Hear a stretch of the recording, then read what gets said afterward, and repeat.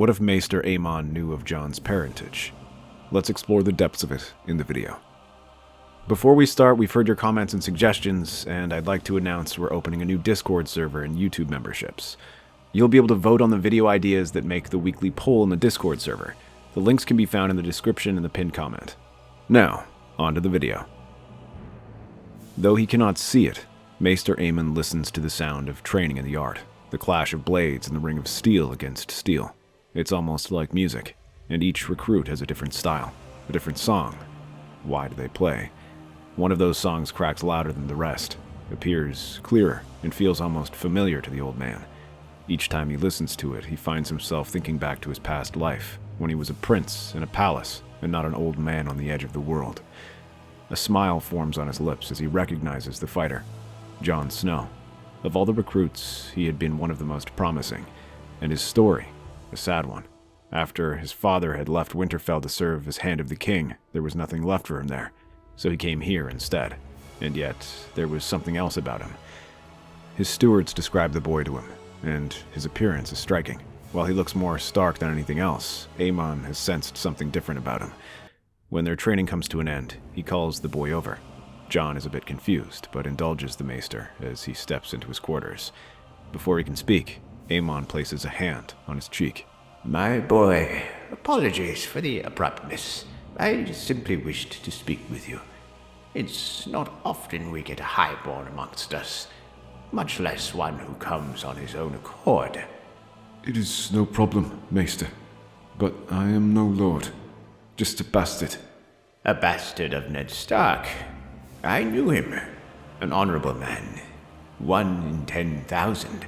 I have never known him to break an oath, whether it be an oath of loyalty or marriage. Your mother must have been an exceptional woman to cause him to falter. Did he ever speak of her? No, he never did. He said he would tell me when he returns. Aemon continues to cup his cheek, running his finger down towards his cheekbones, to his jaw, and then to his neck. There is something strikingly familiar, and the old maester feels his voice catching in his throat, coming out as a cough. I see. I feel much of your father in you, but also a bit of your mother. Thank you for your time, Jon Snow. As he sits back in his chair, Maester Aemon calls for the rest of the officers in Castle Black. Jorah Mormont and Sir Alistair soon arrive, and both regard the old man curiously, wondering what he may want. They gather around his table as Aemon sits before them, his hands folded, but his body held higher, straighter than he had been in years. The boy, Jon Snow. I sense something in him. Something different. It shows some promise, I'll give you that. But perhaps you were exaggerating a bit, Maester. He's a bastard boy, no different than any of the others we get. And yet you treat him so harshly, Sir Alistair. Does that prove my point? He tests you because he is smarter than the other recruits. More skilled, and perhaps more fit to lead. But something about his story astounds me. Lord Mormont, you once served as his bannerman. When have you known a Stark to break an oath? Especially a man like Lord Eddard. There is not a woman in the world who could have accomplished that. He looks like a Stark to me, Maester. I do not deny his appearance. I felt the wolf on his face, but I felt something else. Something which burns hot. Dragon's blood. If you believe that, then I fear your touch is starting to fail just like your eyes. I've seen the dragons. I've fought with them on the Trident. You fought with a fully grown dragon. Jon is but a hatchling, a drake who has not yet spread his wings. If what you say is true, then what do you propose? I recommend that Jon not be allowed to take his vows just yet. In the meantime, perhaps we could send a boy south to look into this. Perhaps the Tarly boy. You have said it yourself, Sir Alistair. He is far from our best recruit. No great harm will come from having him venture south.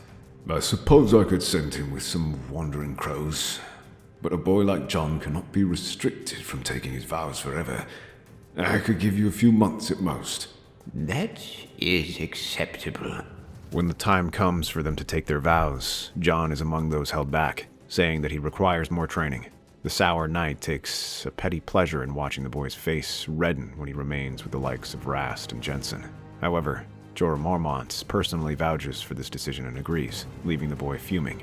Yet he can do nothing more but grit his teeth and accept this decision when the Lord Commander vouches for it. At the same time, Samwell is brought before Aemon for his instructions. He tells him his plan and says the boy will be accompanying one of the wandering crows to Dorne, and they will stop by the ruins of the Tower of Joy, where they will learn about what happened there. For Sam, he barely understands what's being asked of him, but he feels Aemon's grip on him. It is strong and almost pleading. Whatever he asks is something he desires dearly, and he agrees.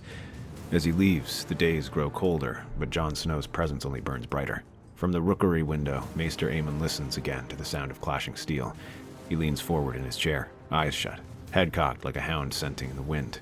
Sir Alistair stands beside him, arms folded as he watches the boys spar. He's fast. Better than the rest, by far. But not just fast. Graceful. Deliberate. I hear it even without seeing. Melancholy laces his movements, like he fights not just for survival, but for ghosts. Like someone with something to prove. Like Rhaegar.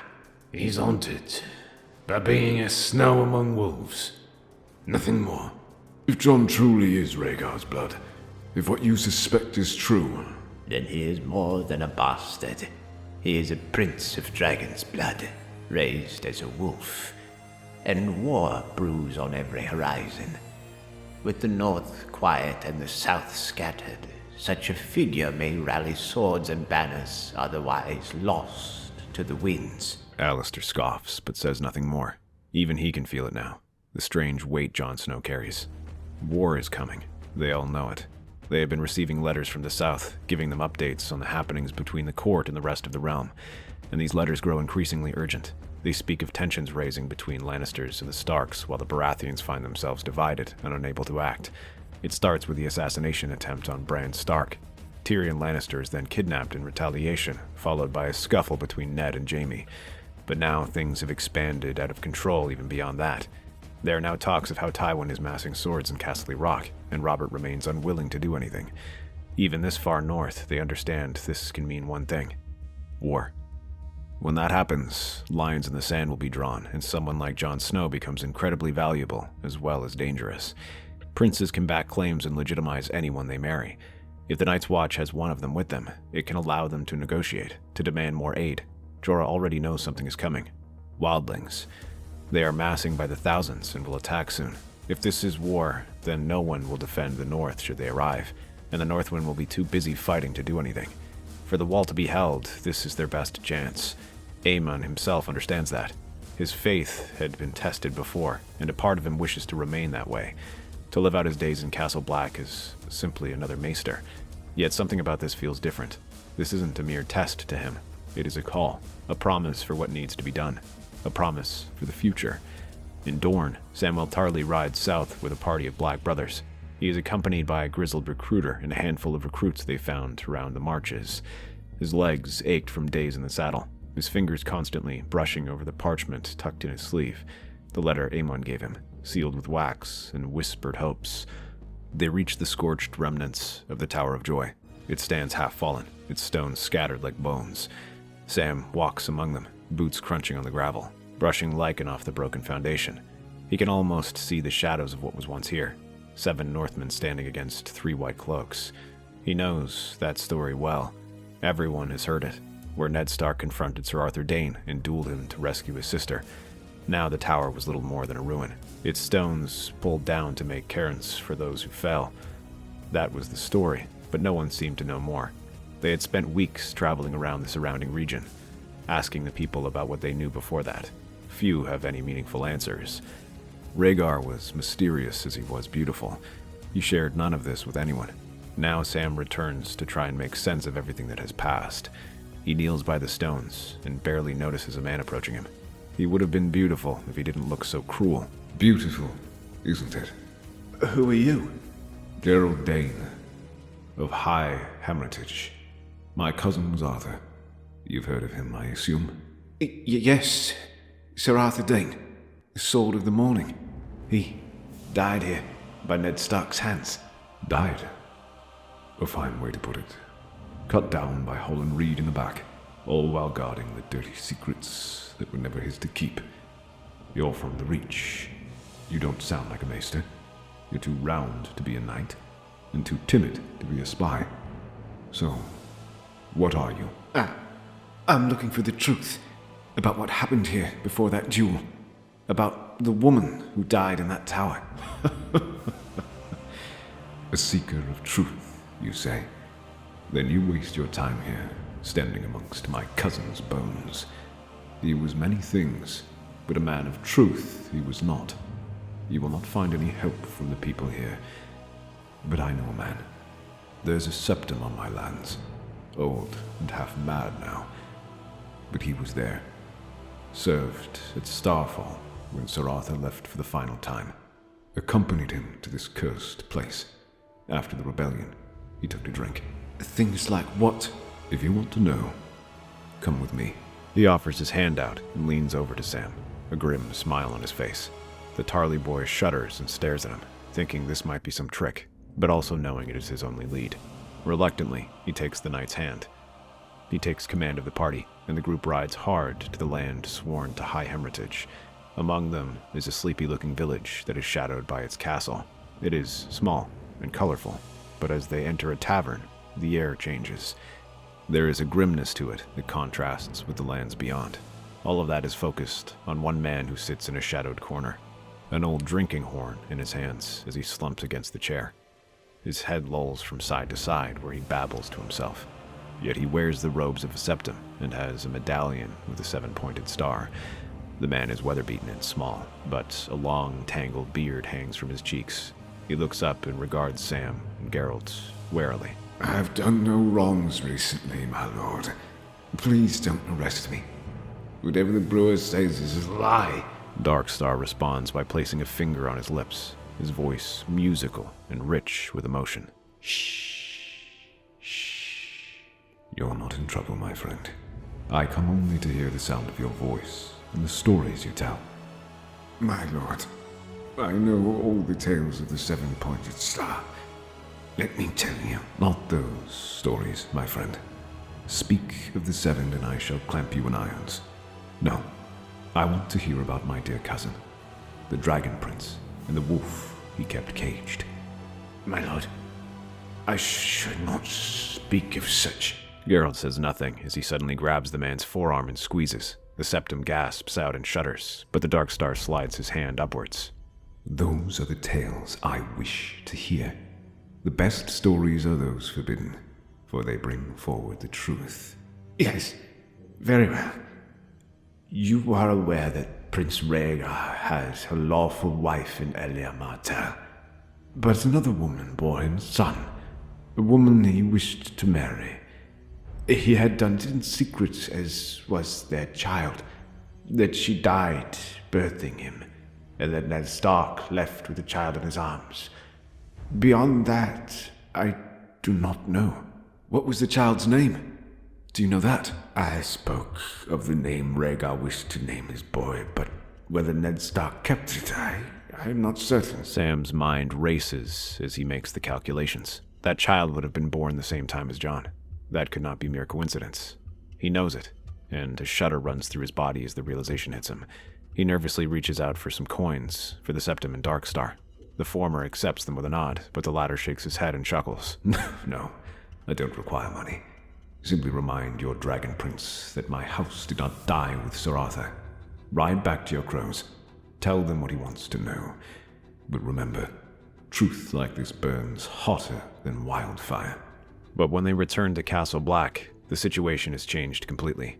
While Jon remains in the wall, he is eager to leave, and the situation only grows more volatile as the tensions in the Seven Kingdoms finally explode into war. After Tyrion was kidnapped, Ned Stark learned about the incest between Cersei and Jaime and tried to confront them. Yet all this resulted in was his arrest and eventual execution as Joffrey seized the throne. Now, the Lannisters rule the Iron Throne, but few people accept this rule. The North soon marches out to war. Stannis has declared himself Robert's rightful heir, and Renly is raising swords in the south. Meanwhile, Jon is anxious to join him in the fight, although he has not been able to take the vows. Jorah Mormont still insists on his remaining there. To Jon, this was a slap in the face, as not only have they refused to let him become one of the Night's Watch, but they do not even let him leave and strike his fortune where he goes. But this war is the last straw.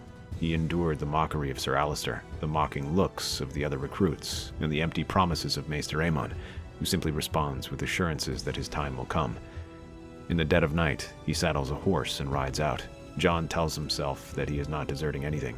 He has not taken any vows, and has done everything expected of him. Now he is simply taking fate into his own hands. By the time the sun's up, he is leagues away from the wall. But this does not stop Sir Alliser from riding out after him. They ride swiftly through the morning. They track him to a small village bordering on the Gift. The knight storms the inn with a handful of picked men, their swords drawn. Jon leaps to his feet, his own knife in his hands, but the three men with the Master at Arms disarm and restrain him.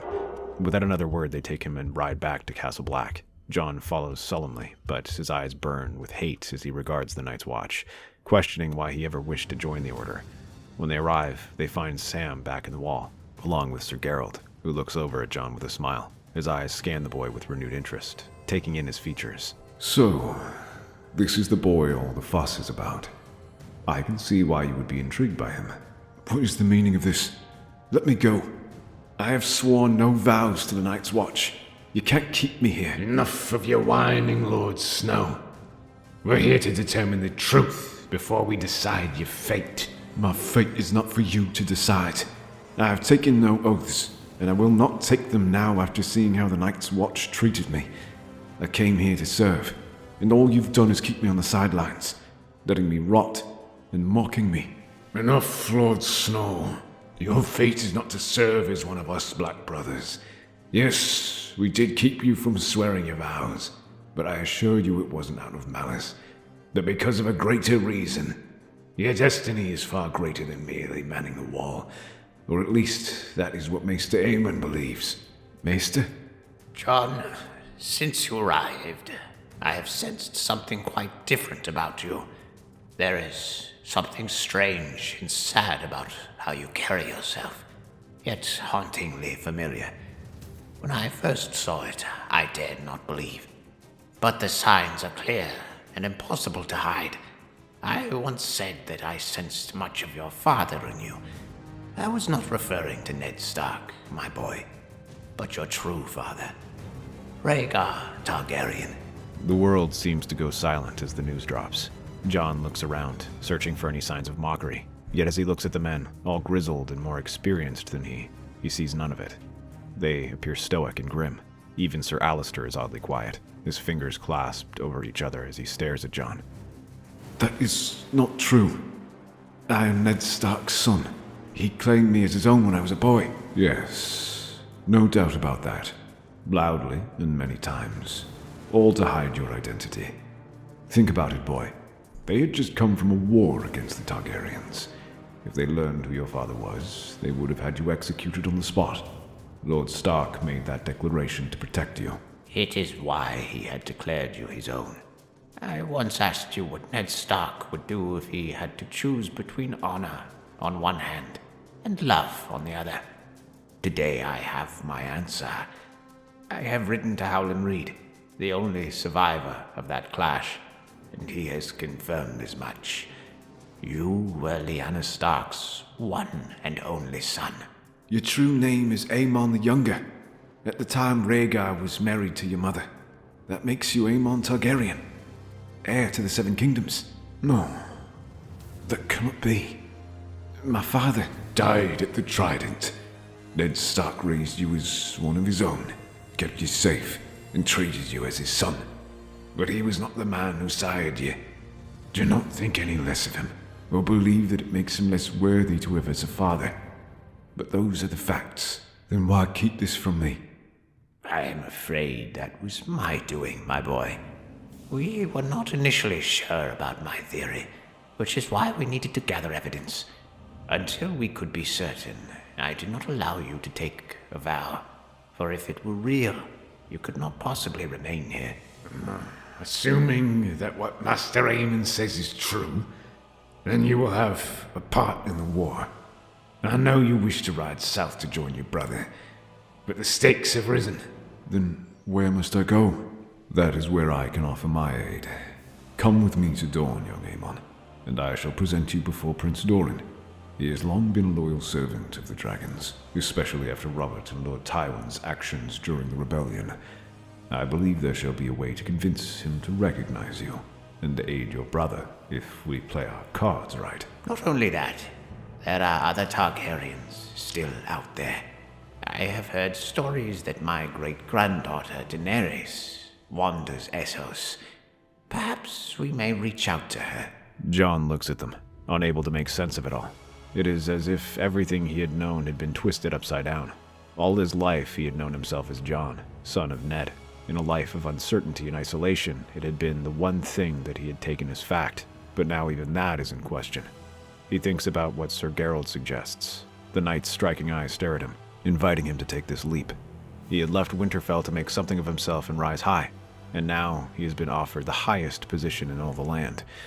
One thing is certain, though. He cannot remain here in the Night's Watch. Before I answer, I must know.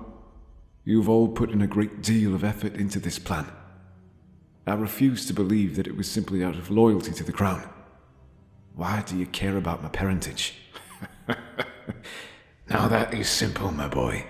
The Night's Watch is dying, as you can well see. Our numbers drop every year, and those who remain are old, worn-out men, and the criminals who are better suited to the dungeons. I fear the Watch will die before my time has come. To have a prince who has witnessed our plight will do more than 1,000 men. The Dornish sun is harsher than Jon expected. Cloaks lightened, leathers replaced with silk linen armor gifted by Gerald Dane. Sir Alistair rides quietly for once, hood pulled low against the sun. He was assigned to join Aemon the Younger in his quest to oversee his training. He was not expected to serve him like a vassal, but as a representative for the Night's Watch. The man keeps a watchful eye on the boy. By now, any doubts about him being the son of Rhaegar have disappeared. That is thanks to Aemon the Elder, who holds a letter given to him by Howland Reed and confirms everything. He had been there during the Tower of Joy, watched as Ned emerged with a young babe. And there he made him swear an oath that he shall not speak of this. That, as far as anyone is concerned, the boy is merely a bastard. Behind them, a pair of black brothers ride in silence, assigned to watch but not interfere. They are remnants of the Night's Watch, a symbol of the world Jon is leaving behind. As soon as they reach High Parentage, they break off and continue their recruitment. Here in the castle, they begin their training. Aemon might be a prince in name, but he needs to be molded into one through training and experience. That is where they come in. Geralt teaches him about country culture and etiquette. Though he has always been a part of his father's court, he has always been an outsider. Now he experiences it in person for the first time. The rules are complex and contradictory, but they're made even worse by the unspoken rules. He isn't just there to look nice. He teaches Aemon to observe and to learn about people. He shows him how to gather information and use it against his opponents. His great-granduncle is no different. Each evening, after days of training, he teaches his namesake nephew about the Targaryen history. They sit under the stars where Aemon the Elder speaks of Targaryen history, their success and failures, how they ruled, and how their dynasty faltered. Even Sir Alistair gets in on the training. He continues to train Aemon, but not just as another recruit. He regards him with singular precision, and this makes his critiques more scathing. The old knight is more critical, fiercer, and acid-tongued. His movements are more aggressive as he insists on simulating the battlefield for the boy. At times, Ghost looks ready to pounce on him, being barely restrained by the prince. Darkstar sometimes joins in the sparring, his sword a blur as Aemon can hardly track his movements. Yet his strikes are coupled with mocking jests, each one with a cold smile. The warrior smiles and seems to enjoy this. Yet his sword is a blur, and Aemon finds himself disarmed again and again. It doesn't help that he can hardly focus. His thoughts are on the wall. Robb, fighting gods knows where in the Riverlands. He wonders if his brother would recognize him now. You think too much. I have much to think about. Geralt sits, passing Jon a cup. Let me guess. You still wish you were just Jon Snow, bastard of Winterfell. Easier to be a ghost than a king, isn't it? I didn't ask for this. And tell me, is that truly all you see yourself as? A shadow before the mighty Starks? Or did you ever wish to step out into the light? I once saw myself as the Lord of Winterfell, But how could I claim that which is my brother's? He is Ned Stark's true-born son. I have dreamed for myself sitting in the chambers where Lord Stark passed judgment, to sit on his high seat and command his bannermen. But when I do, I feel guilt for what that means. My cousin was Arthur Dane, hero, legend, sword of the morning. And me, they call me Darkstar, a shadow cast by his memory. But shadows move. They stretch. They darken. You can let your brother have the north. Let him wear his crown of pine and snow. But you could rule everything else. You will only ever rise up if you reach out and take your destiny. You tried to do that at the end of the world. But why settle there when the Seven Kingdoms are ripe for the taking? And what is your goal? To be the greatest Kingsguard under the heavens. The two men regard each other. Geralt finishes his drink, and Aemon picks up his sword once again. The two stare at each other as they begin their training once again. This time the boy approaches them with renewed intensity. His speech awakens a fire in his belly, and for the first time, Aemon begins to consider himself king. When he is at last ready, they take him to Sunspear, where Geralt Dane secures the meeting as one of the principal bannermen of House Martell. They gather in the Water Garden, where Prince Doran Martell reclines, his gout-swollen legs propped as Maester Aemon finishes his appeal. Doran listens without interruption, without expression. When the Maester speaks Rhaegar's name, Doran lowers his eyes. They present a letter from Howland Reed, and the testimony of the Septim in High Hermitage. When he says Lyanna, Doran closes them. There is initially anger as he recalls how the Targaryens abandoned Elia because of that business with Lyanna. You expect this to stir because of that Stark girl's whelp. We lost his siblings because of him. My nephew and niece. That was the failure of House Targaryen. That is why we come here, to offer our aid and to make things right. I offer you an alliance and a marriage between your daughter and my great-grandnephew. Do you once married into the family, and now you can do so again? The last time we did that, it did not go well for us. Right now, you do not even have the Iron Throne. My sources tell me you both come from the Wall. So what is it you have to offer? The North. I know my brother will offer his aid if we fight together, and I ask. There was only one Stark I respected during Robert's rebellion, and he is dead. And his son now has the Kingslayer in irons. He has sent the mountain running, and Tywin Lannister trapped in Harrenhal. He could give you all you want, and more. This alliance, should it come to fruition, would mean Targaryen fire burn the Lannisters and Baratheons, and Stark steel to break them. Ariana studies Jon, tall, brooding, silent. She seems intrigued, but unconvinced. Still, she says nothing, and that alone is not a no. Dorne will send 5,000 spears to aid Robb Stark, and perhaps more, should this alliance be sealed. We will not kneel, but we may rise together. One more thing. We require ravens. Meanwhile, in Karth, the raven arrives at a high window in the House of the Undying, its black wings curling through the scent of spices and old magic. Daenerys Targaryen has spent weeks in this city, trying in vain to recruit allies to her cause, yet none of the merchant princes or rulers would offer her the time of day. To them, she is nothing more than a novelty. Her dragons are a pretty sight, her story intriguing, but she is just a girl begging for help, without an army, allies, or the skills to rule on her own. And yet, this letter changes everything. At first, she wonders whether this is a trap. If it is, then it has one of the most intriguing baits ever. Her family, not one, but two lost relatives. Her great-granduncle, whom she'd heard vague mentions of from Viserys, but also a supposed nephew, a lost son of Rhaegar. A part of her wanted to laugh, thinking it was perhaps some desperate ploy to lure her, but it had not emerged from one of the claimants, but instead the Dornish, who had not declared for anyone. She also recalls how Viserys once said the Martells were amongst those houses that despised the Baratheons and Lannisters. They would not suddenly throw their lot in with them. It also promises an alliance and a marriage pact, exactly what she wanted, and this is a way to convince the people of Karth to back her. Though Zaryo insists the marriage is the only way she can get the support she needs, that soon begins to change with this letter. As she presents it to the merchant princes, they begin to reconsider her position. When visiting them in the past, she had used the line Lirio fed her about people raising secret toasts in her return. Of course, most saw it as simple fantasy, but now there might be a bit of truth to it, and they are willing to offer some support. Karth is not a martial city, but many of the merchant princes have ties to sellswords and armies. Warlocks promise their aid, some alchemists craft firebombs for her, and they gather more troops. But all of them wish to know when they will meet with Doran, demanding that representatives meet with the prince. They wish to discuss terms, rewards, trade deals, lands, and titles. While Daenerys makes bold claims, they know she has little knowledge of the Seven Kingdoms, much less the means to give them.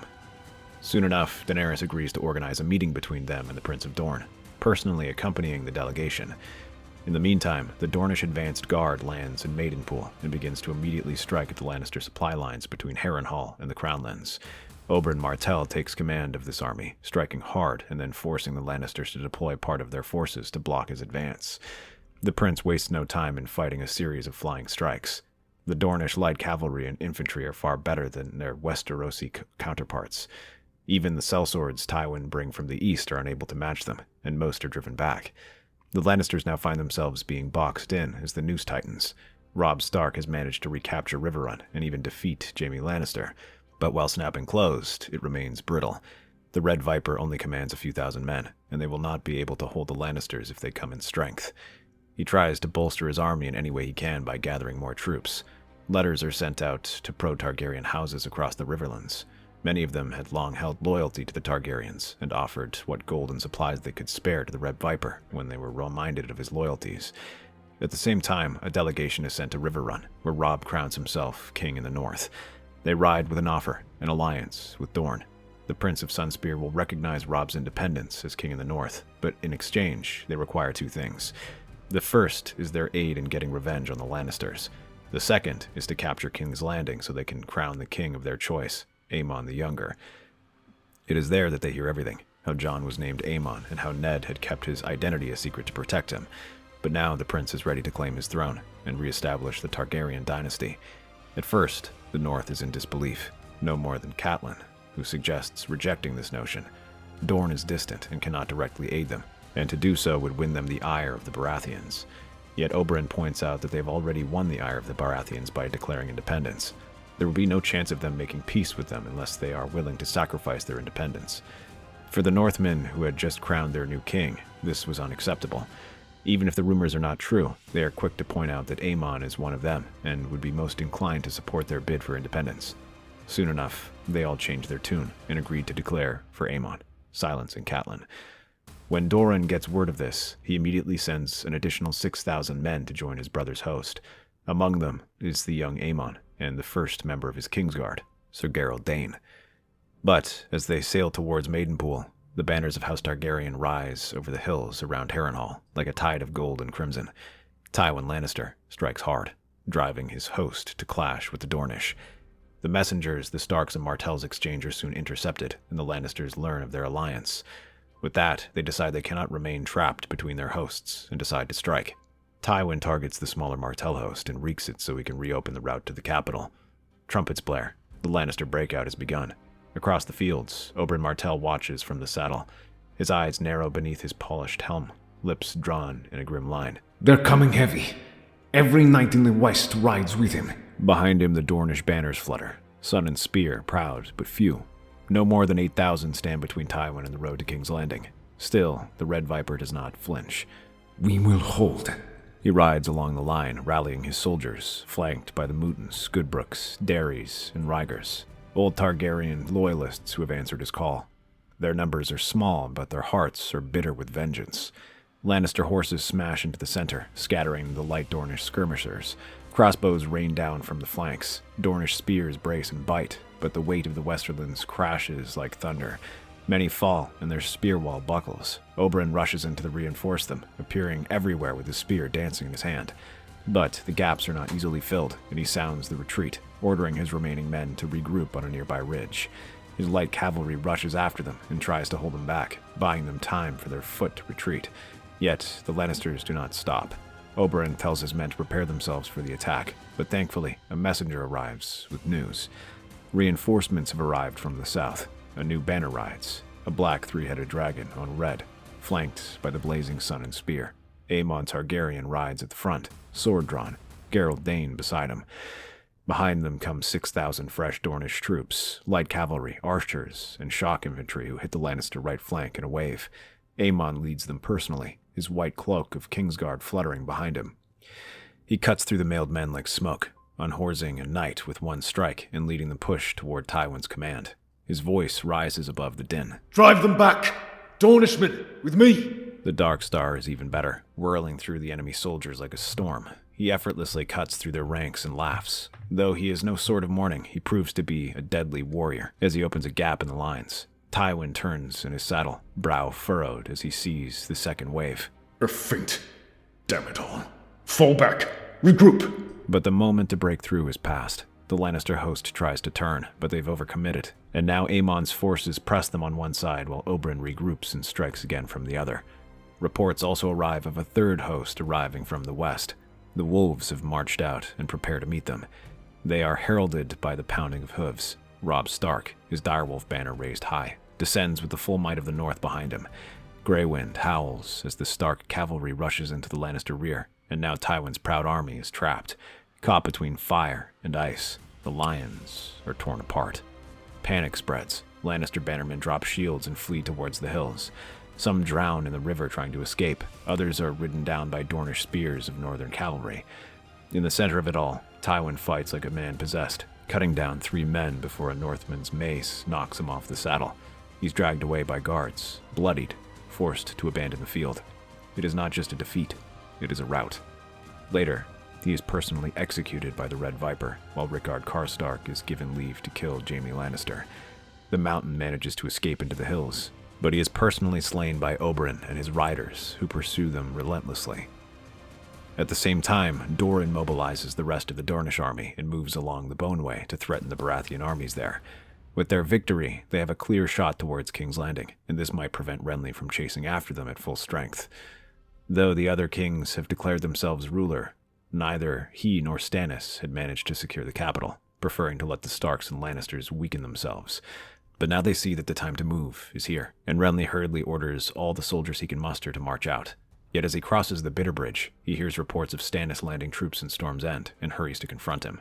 Along the road, he spots Sir Davos standing alone. The knight waves a white banner and regards Renly warily. I come bearing message from King Stannis. He wishes to negotiate.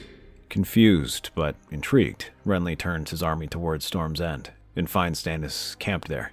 He does not have much in the way of troops, and if it comes to battle, there is little doubt that he and his army would be slaughtered. And yet he rides out fearlessly and accompanied by Melisandre as they approach his younger brother. I must admit you have quite a way of getting my attention, brother. However, I will say that it is also quite vexing. You see, I'm marching towards King's Landing, and can ill afford this delay. I suggest your army step aside and let me pass before I forget you are my brother and do something foolish. I do not intend to impede you, brother, but I will say speed will do little good. Even if you defeat my army in an hour and ride with all your speed, you will not make it in time, not unless your horses learn to grow wings. Besides, it might not do you any good. Well, I very well can't be a king without his capital now, can I? I hear that Robb Stark and the Dornish are already marching there. They've apparently claimed to have one of the Rhaegar's children with them. A clever farce, I'll admit, and a good way to claim independence while having influence on the Iron Throne. Not just that, but they have also begun gathering allies from across the sea. My ships have reported a great fleet sailing from Karth. They number more than 100 ships and fly the Dragon Banner. The Targaryen girl. She's finally raised an army. You think she's there to aid the Dornish and Robb Stark? Help them, or claiming the throne for herself. It matters not. You would not want to be caught in between those forces. I have twice as many as both of them combined, if what you say is true. And you will lose twice as many too. No, trying to capture the city will only mean failure for you. A man on a wall is worth 5 on the ground. Your best chance is to force them out. Make them fight where your army is strongest. Tell me, what has gotten you so suddenly concerned about my safety, brother? Because our house is now on the back foot, and we cannot risk losing any more influence due to infighting. That is why I am here. I wish to propose an alliance between us. We may decide who rules after our enemies are crushed. Until then, we must join forces. Well, I certainly appreciate your 5,000 men, brother. But our alliance would not appear to be equal given how much I provide. Do not mock me, Renly. I have been fighting and winning wars since you were a boy. All right. I suppose I cannot say no to more soldiers. The siege is broken off within a day, but the army does not march. Instead, Renly orders for them to camp it out in Storm's End as they plan their next move. Stannis instructs his fleet to prepare to intercept the Targaryen fleet as they approach the Blackwater Bay. He realizes that it is their best chance to defeat their forces. His ships all form up around Dragonstone, sending out patrols on an hourly basis to provide regular updates on the arrivals. However, when one scout ship returns claiming they have spotted Targaryen ships on the horizon, the royal fleet forms up for battle, and yet it suddenly makes an abrupt turn north. Rather than striking at King's Landing, they instead move towards the Riverlands. The sea breeze cuts through the shattered town of Maidenpool, carrying the smell of salt and blood. Tents fill the hills beyond the ruined gates, bearing the banners of House Stark, Martell, and the Targaryen dragon once more flown in war. They watch as the ships arrive, their soldiers tensed and ready to protect them if need be. Prince Aemon Targaryen waits with Oberyn Martell and Robb Stark. His armor is polished, and a longsword sits on the table. Then the doors open, and Daenerys Stormborn enters. She is flanked by her Qartheen delegation, veiled nobles with eyes like polished jade, golden-robed warlocks from the House of the Undying, and grim-faced desert chieftains with curved sabers and sand-scarred cloaks. Behind them trail sellsword captains bearing the marks of the Windblown, Stormcrows, and Second Sons, and a large contingent of Qarthen nobles, and most shockingly, 3 dragons resting on her shoulder. Aemon rises. At once, Rhaegal leans over and waddles to his side, sniffing his arm and nuzzling his scaled neck against him. Daenerys, I feared I would never meet you. And I feared I was the last of our house. It seems the gods had other plans. Though it seems like my child likes you. They embrace briefly, stiffly, 2 strangers bound by fire and blood. Then the diplomacy begins. They gather around a long war table, maps of Westeros spread across it. Oberyn leans back with wine in hand, Robb silent but attentive, his direwolf curled near the hearth. The 7 kingdoms are broken. If House Targaryen is to rise again, it must be with more than fire. It must be with agreement. Let the North have its freedom. Robb Stark shall be king in the North. Agreed. You fought for it. I shall not contest it. In terms of who should rule, the answer is simple. Aemon was Rhaegar's biological son. His claim is stronger. Not to mention he has served here longer. The nobles will follow him, but he has agreed to name you heir, and in turn you shall be allowed to appoint your own heir. Targaryens once married brother to sister. A cousin is no worse, politically speaking. We are not those Targaryens, sir. You shall be named my heir. When this war is done, we will decide what future our house will build. No more burning cities and whispers of madness. We must rule differently. Then we fight as one. However, my allies shall require compensation for their investment. There is little argument there, as the Qartheen are granted gold, ports, and trading rights. Their captains promised lands in the Crownlands and Stormlands once taken. The desert tribes are offered settlement in the Red Mountains. The warlocks ask for only one thing: to build a tower in King's Landing. Aemon and Daenerys do not trust them, but agree, for now. With that agreed, they begin to march out to King's Landing, where the city is swollen with fear. Their army numbers some 50,000 men. Tywin Lannister's army lies broken. Cersei rules from the Red Keep with her son Joffrey, guarded by remnants of the Goldcloaks, a few sworn swords, and a few Lannister diehards. Panic chokes the streets. Refugees spill out through the gates, only to be turned back by flaming arrows and steel pikes. Then the dragons arrive. Panic erupts, bells toll in warning, but not in dread. From the west comes Robb Stark's infantry. From the south rides Oberyn and the Dornish cavalry. From the east, Aemon leads his elite Kingsguard in training, commanded by Gerald Dane and hardened desert veterans. The siege is swift. Warlocks sow confusion with phantom illusions on the battlements. At night, when the guards sleep, they are haunted by terrible nightmares, while those on the walls swear the shadows seem to dance and follow them. This leaves the guards tired and saps their strength when desert raiders scale the walls with ladders in the night, cutting down guards in silence. Though many are awake, they find themselves paralyzed with fear. They are followed closely by the Carthene nobles, who launch a full-scale strike on the Mudgate, supported by the northern infantry. They move under cover of fog conjured by sorcery. By morning, Aemon and Oberyn launch an attack on the Dragon Gate and manage to breach it as the guards lay slumped from poison arrows. The breach is widened and more men stream inside. On the third day, the Red Keep is encircled, and Cersei knows her reign is over. She takes poison and orders Sir Ilyn to execute everyone inside the room. Sansa is just barely saved by the Hound, but when Aemon and Daenerys enter the throne room together, the Iron Throne waits at the far end, jagged and shadowed. Aemon steps forward, but does not sit. This throne is not the kingdom. The realm is broken. We will not fix it with swords alone. He looks to Daenerys, who meets his gaze. They stand in silence, two dragons facing the ashes of old kings. For the first few weeks, things remain quiet in the capital, but the quiet does not last. Many of the Carthene found the war over too quickly, especially since the Baratheons have not surrendered yet.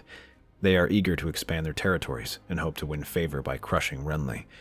Their nobles, heavy in gold and ambition, march proudly into the Stormlands, accompanied by the desert tribesmen and sellswords, eager to expand their influence. They expect swift surrender. After all, their soldiers helped to take the capital. Their noble phalanx, brilliant in gold and jade, advances along the rain-slicked roads of Bronzegate, Haystack Hall, and Fellwood. But the Stormlands do not yield so easily. When they scatter picket forces, Renly rallies the Reach and Stormlander bannermen. They let them advance deeper before meeting them along the edges of the Kingswood. His longbowmen far outrange the sellsword crossbowmen, weakening their lines before their cavalry smashes to the Carthene host at Summerhall. The Voron army, unused to mud and rain, stumbles in the broken terrain. Their phalanx is shattered. Dozens of Carthene captains die beneath Stormland spears and arrow fire. Their arrogance cracks, and urgent letters are sent for reinforcements as they retreat further north, back the way they came. The Stormlanders give chase and pursue them up until the edges of the Crownlands. As the night falls, smoke rises from nowhere. The air chills. The warlocks of Qarth whisper to the winds and bleed shadow from their lips. From behind Renly's lines, phantoms take shape, half-visible silhouettes that scream in tongues never spoken by men. Horses go mad. Fireflies fall like rain. One of Renly's lords cuts his own throat, shrieking about glass towers. Renly's army falters. His men lose formation, and this allows reinforcements to arrive from the capital and pursue them. When morning comes, the battlefield belongs to Qarth. Humiliated, Renly returns to Storm's End, only to find it beset by doubt and unrest. Shortly after, ravens arrive and offer peace terms. They will let the Baratheons keep Storm's End and even remain lords paramount if they surrender now and accept Aegon as king. These terms are roundly rejected, as Renly instead turns to his brother to prosecute the upcoming war. He studies what happened in the battle and sees how the warlocks had snapped his army's morale and decides to counter them. He now welcomes red priests from Myr, Tyrosh, and Volantis. He speaks of prophecy, of false kings. His army grows, not just in size, but in conviction. The faith of R'hllor spreads through the camps like wildfire. Bonfires are lit at dusk. Prayers echo in High Valyrian. Shadowbinders and red-robed seers prophesize death for the dragon pretender in King's Landing. While the Starks return north to drive out the Ironborn, Stannis marches west, bypassing the capital. His strategy is clear: cut off Targaryen supply lines and force their allies to divide. More importantly, he wants to force them into open battle. If they take the Riverlands, it will leave the Crownlands cut off, and they can destroy it at their leisure. He sacks Stony Sept, burns Derry, and lays siege to Pink Maiden. Riverlords loyal to the Targaryens are harried at every turn. Shadow magic poisons wells, kills officers in their tents, sets mysterious fires. The warlocks respond by placing hidden potions in the Stormlander camps, poisons and other foul creations that drive men half mad. Their shadows seem to come to life, leaving men shivering at night and burn out their minds as they sleep. In secret, Dorne Martell sends riders across the Reach and Stormlands, rallying old Targaryen loyalists. Some still remember the dragon's reign. Others simply want vengeance for Robert's punishment of their Targaryen loyalties. Some of these scattered lords rise up and take their flanks, forcing Renly to direct troops to put these rebellions down. But Stannis does not halt his offensive. He sets his sights on Harrenhal to gain a central foothold in the Riverlands. When Aemon hears this, his army rushes out to confront them. He calls the Dornish, the Riverlords who have now pledged themselves to Robb Stark and the remnants of the Carthian army. They rush beneath the ruined towers of blackened stone where Stannis brings 20,000 men to the field. Stormlander survivors, fanatic levies, and foreign mercenaries bound by fire and coin. Red priests walk barefoot among them, chanting in unison, raising runes of blood and flame to overcast the sky. The dragons circle overhead, small, but now large enough to fly on their own. Stannis' archers fire burning arrows soaked in blood oil. Red priests have men rushing forward with flaming swords, where they clash with Carthian levies, whose eyes widen at the sight. Their horses rear, and they look like they will panic. For a time, it seems Aemon's lines will break. Then, the dragons fall from the clouds, fire licking the field, burning a small section of men. Through the smoke rides Aemon himself, leading the final charge alongside Gerald Dane and the last of his knights. From the ridge, 3 red priests chant furiously, calling upon the Lord of Light to strike down the false king. They direct a group of chosen knights with their flaming swords to stop him, but Aemon intercepts them and cuts through them. Behind them rides Darkstar, whose sword flashes around him. No god saves these priests. You are no gods, and I am no pretender. With that, he carves a path through the fire and brings the king's banner to the shattered gate of Harrenhal. Stannis tries desperately to rally their men. He shouts orders from the walls, directing them to strike the advancing forces and not to surrender. And yet, he may well just be shouting at the wind. As his priests fall around him, he looks to Melisandre, who nods as she summons his final weapon, the Shadow Child. When Aemon storms one of the towers, Darkstar pulls him back, readying his sword. They sense the change and prepare themselves. And then the shadow monster strikes. Geralt rushes at it, sword flashing and trying to slash it, yet his blade passes through it. The monster then counters with a vicious strike that sends him stumbling back. Aemon moves to the side, watching the monster slicing through the Darkstar's sword. The steel shatters like glass, yet Darkstar doesn't falter. You mean to frighten me? He steps back and reaches for a dagger. The creature lunges, but Aemon then throws a torch at him. The creature's body shakes as his form grows unstable. Geralt takes this chance and drives his dagger into him. This at last leaves the creature melting into nothingness. With it dead, there is nothing left to protect Stannis as the men rush forward. He fights atop the walls, battling to the last before he is cut down.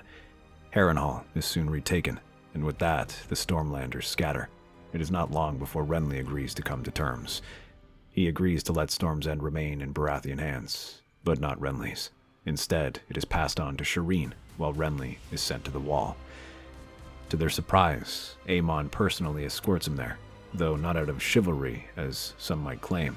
When he returns to Castle Black, he speaks with Jorah Mormont about the plans moving forward for what shall be done. They talk about moving more men, restoring castles, and dealing with the wildlings. Aemon looks beyond, towards the land beyond the Wall, and then towards his realm. The warlocks, the red priests, the dragons, they are not done shaping this world. That's our theory. Westeros is a land filled with exciting stories and possibilities, and we love exploring them. If you want to accompany us on this journey across the Seven Kingdoms and beyond, then please like, share, and subscribe to our channel.